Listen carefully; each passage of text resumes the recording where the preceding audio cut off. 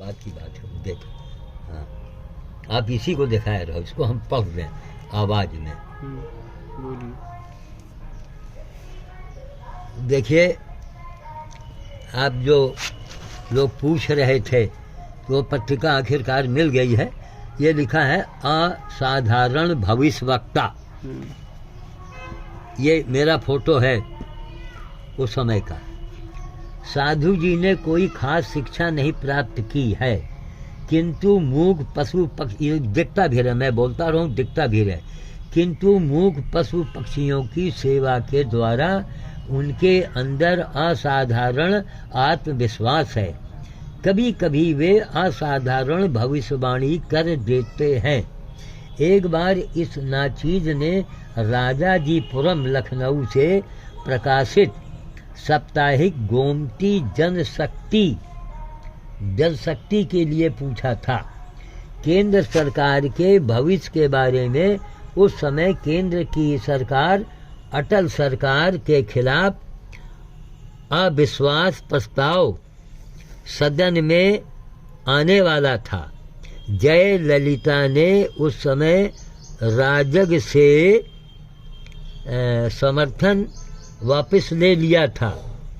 साधु जी ने उस समय कहा था कि राजनेताओं के बारे में भविष्यवाणी करना बहुत कठिन है, क्योंकि राजनेता की किसी बात का कोई ठिकाना नहीं होता।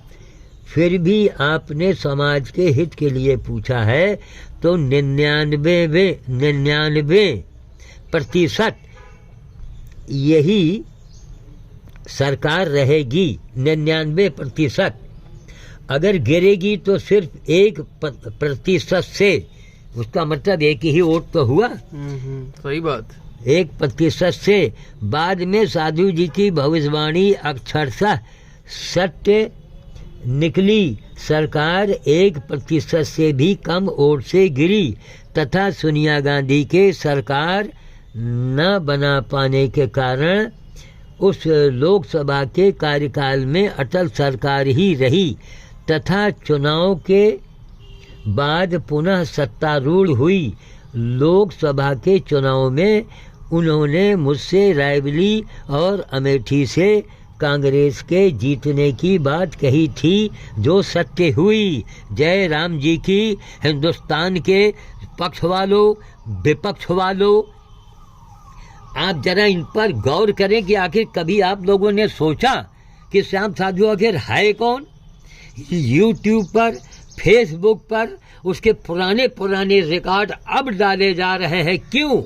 अगर हमको पैसा कमाना होता, चापलूसी करनी होती, वाहवाही लेनी होती, हमको मोदी जी से, योगी जी से और मुख्यमंत्री शिवराज सिंह चौहान जी से, जयललिता से, सुषमा स्वराज से, अरुण जेटली से, तो मैं बहुत कुछ लिख के और वीडियो बना के मैंने भेज दिया होता। इससे साबित होता है, जरा गौर करो, चश्मा ना हो तो उधार ले आओ। नेता लोगों, बाहर के लोग क्या कहेंगे कि ऐसे आदमी को आप लोगों ने छिपाया आज तक है? अब ये निकल आ रहा है मोदी जी और मुकेश अंबानी के बदौलत, जो यूट्यूब पर, फेसबुक पर आज पूरा हिंदुस्तान छाया हुआ है। लाखों करोड़ों लोग कमा रहे हैं। मैं इसमें एक फूटी कौड़ी नहीं कमाता हूँ। जो मिलता है वो नाती को देता हूँ, वही हमारे वाईफाई की व्यवस्था करता है, वही लैपटॉप मंगा के देना और ये सब वही कर रहा है।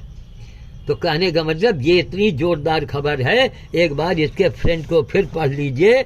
किस महीने का है, किस सन का है, ये भी हम बता देते हैं।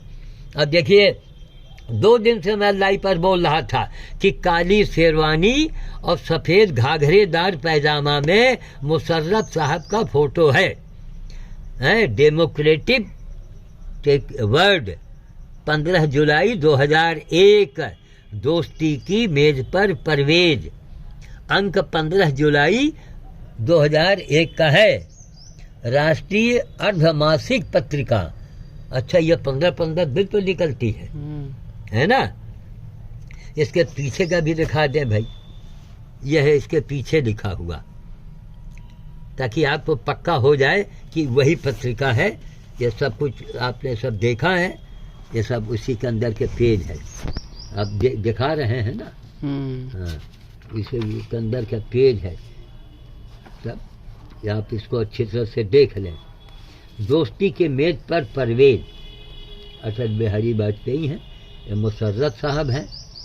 देखिए हमारी याददाश्त, न्यूरो को मेरा ऑपरेशन 2018 में हुआ और 2001 की पत्रिका की बात, आज कै साल हो गए, 23 साल, एक निकालो 22 साल हो गए हैं। तो हिंदुस्तान के बाबा लोगों, नेता लोगों, न्यूरो का ऑपरेशन कराए हुए एक 85 साल का आने वाले इसी 2 जून को, आगामी 2 जून को मैं 86 में लगूंगा। न्यूरो का ऑपरेशन कराए, ये 2001 की पत्रिका, और हमको याद था कि मुशर्रफ साहब काले रंग की शेरवानी पहने हैं और घेरादार पैजामा, इसको क्या बोलते हैं, इसका वही पैजामा बोलते हैं, क्या बोलते हैं, ठीक है। कुल मिला करके अब इसको आज चुके हम वीडियो उसमें लेगा नहीं, 24 घंटे के बाद लेगा, तो आप इसको ब्लॉग में डाल दीजिए, फेसबुक पर डाल दीजिए, यूट्यूब पर डाल दीजिए, सब जगह डालो, जाओ।